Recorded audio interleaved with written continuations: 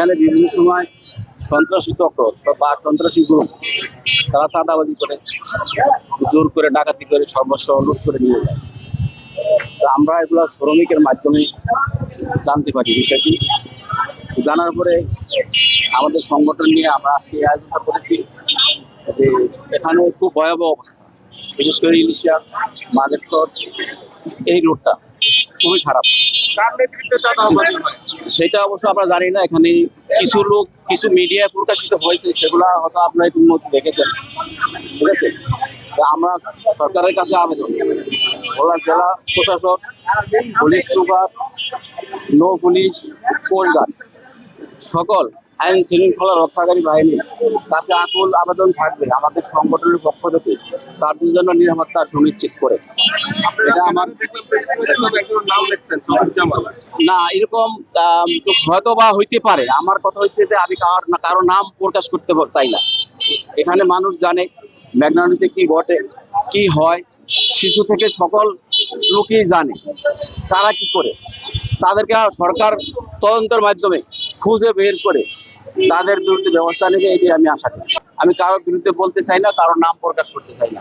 যারা এর সাথে জড়িত তাদের বিরুদ্ধে ব্যবস্থা নিলে সাধারণ মানুষ যারা শ্রমিক আছে তাদের উপকার হবে। আমার নাম হলো বিল্লাল গোলদার, আমি জাহাজি শ্রমিক ফেডারেশনের সভাপতি, ভোলা জেলা শাখা। সময় আমাদের মেঘনা নদীতে জলদস্যু এবং চাঁদাবাজ, এর পরিপ্রেক্ষিতে আমাদের যে শ্রমিকরা আছে তারা আমাদের কাছে অভিযোগ করছে যে আমরা প্রতিনিয়ত চাঁদাবাজির শিকার হচ্ছি। তার আলোকে আমাদের কেন্দ্রীয়ভাবে বলছে যে আপনারা এটার প্রতিবাদে একটা মানববন্ধন করেন।